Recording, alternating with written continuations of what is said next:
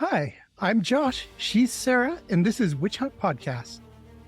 Welcome back to our Podcasthon 2025 series, Ending Witch Hunts. Our nonprofit End Witch Hunts is a Podcasthon participating charity, and Podcasthon is a global movement that involves thousands of podcasts amplifying the work of charities and causes March 15th through the 21st. In this episode, we're going to continue telling the witch hunt story by covering the concerning reality of witch hunts across Asia.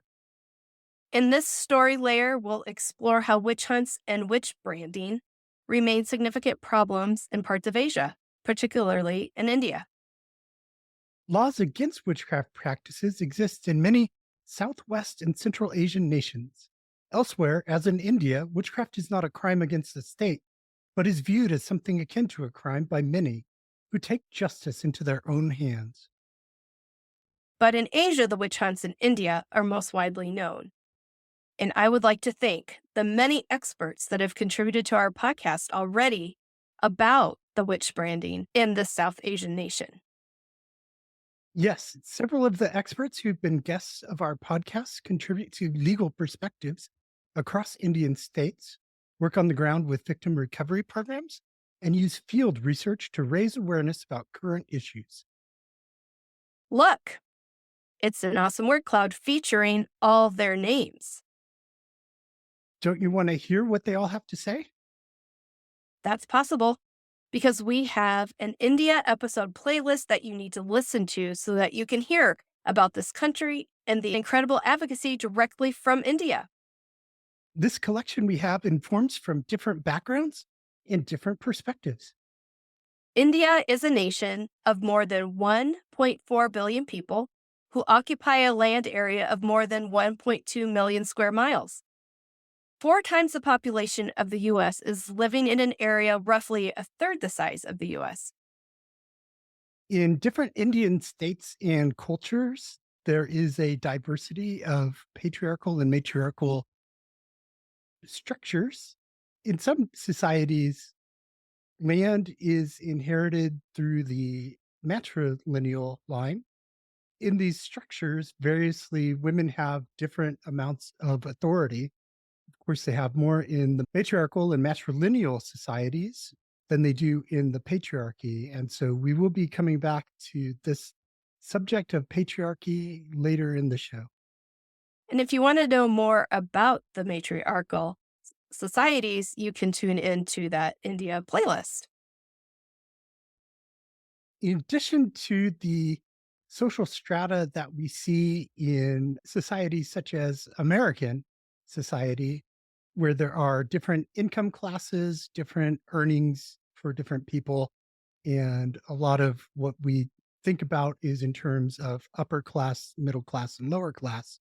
In India, there's also another layer called the caste system that people are born into. This caste system is a hierarchical structure where people in the upper caste have more privileges, more expectations, generally more wealth than the people in the lower caste, because what job opportunities have been historically available based upon caste is generally ordered by higher income jobs go to the higher castes. They're the ones getting the professional degrees, historically speaking. And the lower caste is known as the Dalits. They're the people who have been historically marginalized and oppressed. And they were formerly known as untouchables. Now they're known as the scheduled castes officially, but Dalit informally. And there are more than 200 million Dalits in India. Expert guests of Witch Hunt Podcast, Preethi Lalaksha Nagavini, has done an episode with us called Witchcraft Accusations and Caste in India. You listen to that to learn more about the caste system and how members of the lower caste continue to be vulnerable to witchcraft accusations and other human rights violations. So, Josh, how do witchcraft accusations look in India? Well, witch branding, which, by the way, doesn't mean branding like we would with cattle, It's not putting a mark on somebody. Witch branding refers to labeling someone as a witch and then harming them in some way. And we'll talk some more about that. But witch branding, like all forms of witch hunting, results in heavy punishment being enforced by individuals or groups. And this is occurring outside of the court system. These are private citizens taking matters into their own hands. These social punishments are experienced by innocent women, not witches, and they include social ostracization, exclusion from economics of a community, banishment, public humiliation, assault, torturous violence, rape, and murder. So the total number of people victimized by witch branding is unknown.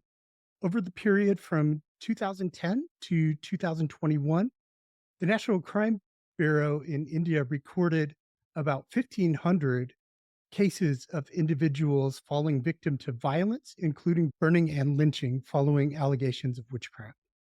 This figure does only include murders. There's still a prevalence of crimes perpetrated against those accused of witchcraft that don't escalate to murder, but are still violent and destroy their lives. Reports of these murders do reach international news outlets. Individuals who brand others as witches have a variety of motivations for their actions. These motivations, you have heard many of these in our previous episodes. They include the fear of witchcraft, patriarchal control, property disputes, and scapegoating for misfortune and unexplained death. And regardless of the primary outward reasons for the switch branding, the underlying motif is gender based violence. As patriarchal control plays out, it's reducing the authority and agency of women, which leads to men feeling empowered to commit gender based violence. We've heard over and over from our advocates that entire communities do turn on women who have been branded as witches. And this is what leads to collective social and economic exclusion, and in these extreme cases, mob violence resulting in murder. However, as dire as all of this sounds and as dire as the situation is in reality, we have heard from experts and advocates who are developing and implementing holistic strategies to eliminate witch branding. There's many programs and authoritative reports that are bringing visibility to the experiences of marginalized people in India and connecting them with support. Reiterating what we told you about in the first episode of our Ending Witch Hunts series a few days ago, holistic solutions involve several key steps. One of those steps involves education and awareness. This same model that we've been speaking of is also applicable to the communities in Asia. All of these holistic solutions require everybody to help out and pitch in. So we've talked to many experts, men and women, who are involved in this advocacy. Women are the primary victims of witch branding, but men are often the accusers, and often for very misogynistic reasons, even if that's not the overriding, outward facing motivation somebody has. Underneath it all is that layer of fear or mistrust of women. So it's very important for that reason that men get involved in advocating and work hand in hand with women to pursue effective solutions to the problem. And when you look at the global network of advocates, you do see both men and women experts working. It's such a great example showing that kind of gendered collaboration across the network working to end witch hunts. Another step in the holistic approach to solving the witch branding crisis is to strengthen laws and the enforcement of laws already on the books. There's need for strong central legislation because currently it's up to the states to decide if they're going to specifically ban witch branding practices. Now, of course, a lot of the harms that are done are already illegal, such as the murder and violence, but the branding itself is not illegal. And there need to be specific laws to give some more weight in order to curb the violence. There just needs to be more weight. There needs to be a will among the police and the judicial system to bring justice to those who have done wrong, to the always innocent women and sometimes men who are accused of witchcraft. Hand in hand with that is this need to support the victims. You want law enforcement to be there, hopefully, have a presence to prevent people from being victimized. But once someone has survived a witch branding, they need a variety of supports, psychological counseling, therapies, practical supports. Often they're driven out of their communities and need resources, need to be able to get jobs. They need education, they need clothing, housing, food support. So all of these supports are being considered in the holistic solutions that are being proposed right now. And the arts are used for community engagement in India to reach survivors. The theater of the oppressed is the survivors coming together to put on performances of situations that they themselves have been in, to act out the scenarios so people can learn what is actually happening. Another aspect of a holistic solution is to involve international collaboration. It's very important for people working in advocacy against witch hunts in one nation to connect with advocates working against witch hunts in other nations to learn from each other. And one way that that is being done is through the International Alliance to End Witch Hunts, which has advocates in many countries, including several in India. They have regular meetings and seminars and discussions of what's going on in different countries, Ghana, Tanzania, many countries all around the world are involved in this. And the collaboration, the collective efforts that come out of joining in together and working cooperatively, it just elevates the solutions that come out are enhanced and so much better. And also within India, because it's such a very large country, state to state interaction is very critical. And one of the things that's been great to see through Witch Hunt Podcast is actually advocates have come together who've heard each other on different episodes of the show. And they've decided we've got to connect, we've got to work together. This research you're doing is interesting. This approach you have to the holistic solution is innovative. Let's work hand in hand. And it's just very nice to see all of this collaboration, like we've said several times. For the problem to be solved, it takes all of us coming together. One specific project that is rolling out is called BOLD, Building Opportunities for Lives and Dignities. And this is a project to end witch hunting. This is a project that is looking for academic collaborations and funding. So please reach out if that is something that interests you. This is a survivor direct program to enrich and enhance their lives so that they can go on and live the lives that they want to live in the community that they belong in. And the Bolt project will focus on several key areas. One is raising awareness and changing attitudes, also supporting survivors, strengthening legal and institutional frameworks, data driven interventions, and community empowerment and sustainability. As we talked about, this is the holistic way of going about addressing the issue because any one of these solutions on its own is not going to do it. You can put whatever law you want in the books. Humans are going to be humans, and witch hunts are still going to happen unless you do change attitudes. And of course, as Sarah said, supporting the survivors is just so critical for their well-being and for restoring harmony to communities that have been ripped apart by these allegations. Thank you for tuning in to this series this week, Ending Witch Hunts. And if you've been listening, we have thrown a lot at you in a short amount of time. It is a lot to hear about. It's a lot to process. But ending witch hunts is something everyone needs to be familiar with because it's all of our responsibility to end them.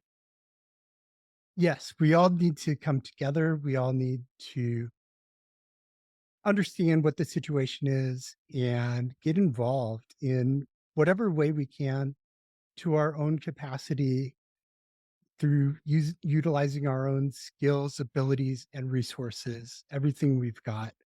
It's our duty to end injustice anywhere that we see it. And witch hunting is a grave injustice. And you probably have something to offer in advocacy you may not realize. You can simply share one of the episodes or the information. You could post about it, blog about it, integrate it into your own writing or presentations. You can learn more at endwitchhunts.org, learning about what is being done to end witch hunts is advocating because you're probably going to talk about what you're learning. Talking about what's going on just in your own circle of friends and acquaintances, engaging in conversations, getting discussions started is so important because we know when we first started talking about this, especially Sarah and I and the rest of In Witch Hunts started talking about this, people just looked at us baffled. What is this you're talking about? So it's important to break the ice and get the subject out there so people are aware that it's going on. And it's also important to learn more about the organizations working on the ground. You can look in our show notes for links for the International Alliance and other organizations. And if you have the ability, do consider a financial contribution to one of these organizations, either to end witch hunts. You can contact the International Alliance through their website and find out from them how to contribute or volunteer.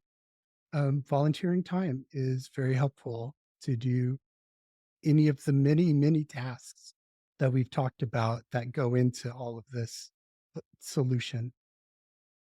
We would also appreciate donations to support the production of our podcast.